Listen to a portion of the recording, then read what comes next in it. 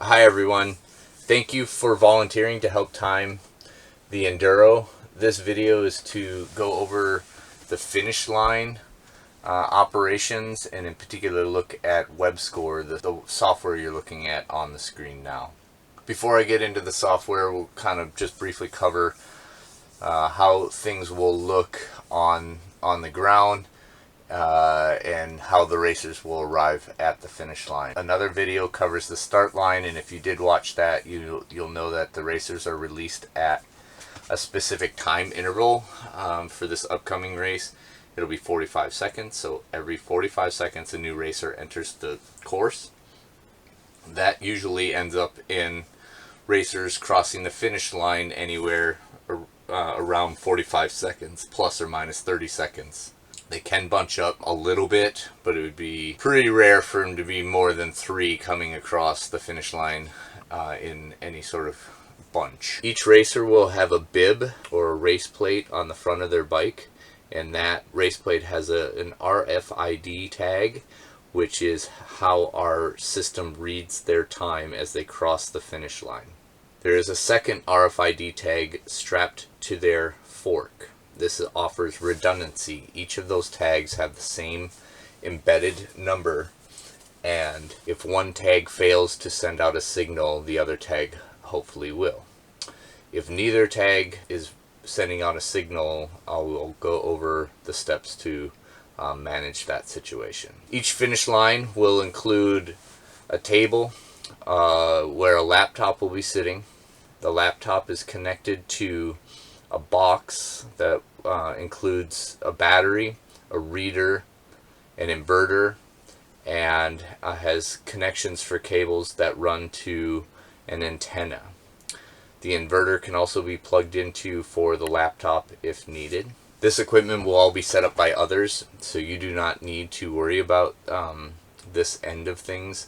When you arrive at the finish line and after the system is set up, the race will be started, and it will look like the screen you see here. This screen is referred to as the fast tap view. You can tell you're on the fast tap view if the clock here at the top is in green. Conversely, there's another view called the normal view, which I just switched to it here, and now the clock has no back color and is just the clock running. Whereas the fast tap view, this is a button that you will press. The difference between the two is in the fast tap view, it's a 2-step process to record a racer coming across the finish line. Under normal operations, the system will do all of the reading and applying the time to a bib automatically. That is what the RFID chip is there for. But when we're just talking about the difference in these two views, fast tap view, you would first click the clock, and then you would select what bib number would go with that timestamp. And again, I'll go over that in a moment. Conversely, here it's a single tap. If I wanted to finish bib 81, I would click it, and it would give us a time and finish that racer. It is unlikely in any race, in my opinion, to be able to find the bib number quick enough, unless maybe there's just 3 or 4 people in the event and they're spaced out. But otherwise, it'd be very difficult to find the bib number quick enough to get an accurate time. So again, fast tap view, green clock. Green clock is your friend. You want to see green clock up here. Under normal operations, the clock will be running. You have gone through a checklist that will be provided in a handout, and you have communicated with the start line to notify them that you are ready, and they will notify you when they send the first racer. Please, as the first racer arrives, be ready to click the clock in case the reader does not pick up the tag. Sometimes the antenna needs to be modified in angle and other things to best read the tags. So be ready to do that.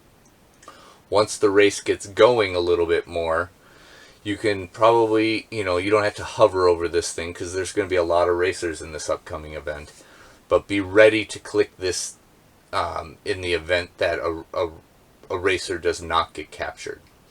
To date, we've probably caught about 98% of the racers, actually probably higher than that. When you do want to record someone manually, this is the steps. Ignore the bib numbers. You're watching the racer come, and as the racer crosses the finish line, you're going to simply click the clock.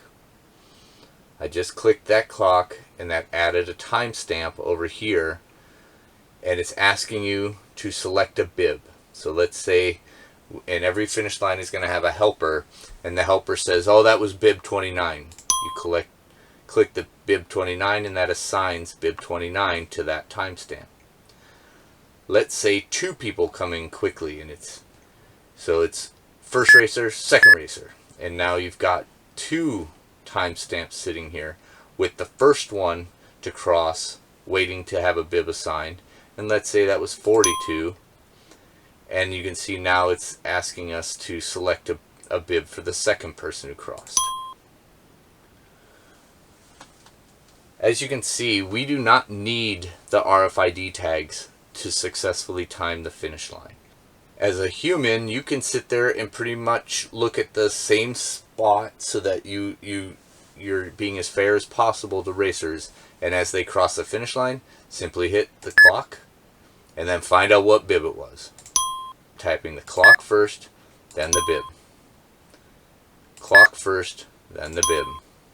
So when I was first learning this system during the race, I wanted to try things, but I was really concerned about messing it up. And I'm sure if you're new to the system, or even if you've only handled it a few times, it's not quite clear where things break. And what I can tell you is that you have to try pretty hard to break this. The laptop can shut down completely, and when you start it back up, the race will still be running. There's only really two ways that you could inadvertently cause problems, and they're very easy to avoid. The first one is if you come to this race control button down here and click it, and click one of these two buttons, restart race or finish race. If I was to click finish race right now, it's going to pop up this this window, and it's basically asking me, do I want to mark all these racers as did not start? Do I want to mark all these racers as they did not finish? And or do I just want to get out of this and that was a huge mistake and I don't want to be here? So I cancel that. The other way is by clicking this home, it thinks that you want to finish the race, and if I was then to click finish, it would go through that same steps that we just saw, but I'm going to cancel this. So those are really only two things that you can do that would be bad. If this is turned red, this race control, if that white space behind the exclamation point is red, that means the reader for some reason is not connected. There should be a cable from the laptop through an Ethernet to an Ethernet port on the black box where the reader lives. That would be the first place to check. The other place is to make sure that the inverter power, or is turned on rather, and you should be able to hear a fan running. Those are things to check, but of course you can always contact one of the primary race helpers. The other buttons down here don't do anything to the race. You can search for a bib number if you wanted to. You could view the start list of all the people, and this is a list here that is a generic for demo and testing purposes. You can see the names of people. For the start line, it's kind of nice to see the names. For the finish lines, it's generally not that interesting. This is to mark racers as they did not start. I could then go and mark them as did not finish, or I could disqualify racers. I would just ask that you don't do this. We'll have other people do that if it becomes necessary. If this window were to pop up for any reason, there's a close button on the side over there. We already showed the normal view. Keypad view is simply how it sounds. It's a keypad to type it in. Bibs, I highly recommend you don't do that. Let me get out of it. So I just want to go to fast tap view instead again. Green clock, your friend. Sort list, I'm not entirely sure what that just changed the list over here. And I guess that brings a good point. I didn't cover what these columns mean. So the sequence number is simply the order in which the racers cross the line. So the first person to cross the line gets sequence 1, second gets number 2, third, etc. This is their bib number. This is their name. This is set up as being the finish line, and so it says finish, and then here's your timestamps. Anything that is yellow can be modified. Let's say it was a manual time and you realize, hey, that wasn't bib 67. You could go ahead and click their bib number and swap it to another number. Let's say, oh, that wasn't bib 67, it was 76. And you can click that, and now that same timestamp remains, but you've swapped the finisher. And 67 is back up in the queue. If for some reason you need to just cancel an entry, you can click this and it'll ask, do you want to cancel entry number 6? I would recommend or ask that no one cancels any of these sequences. People have keys and other RFID chips on their body. Just let the numbers roll through and we'll fix it later if necessary. If anything, it tells a story that helps us maybe piece back what might be an issue. So please just let them keep rolling through. Lastly, on the bottom down here, select all. I could select all the racers at once and apply something to them, like finish them. Again, that won't be something you will do.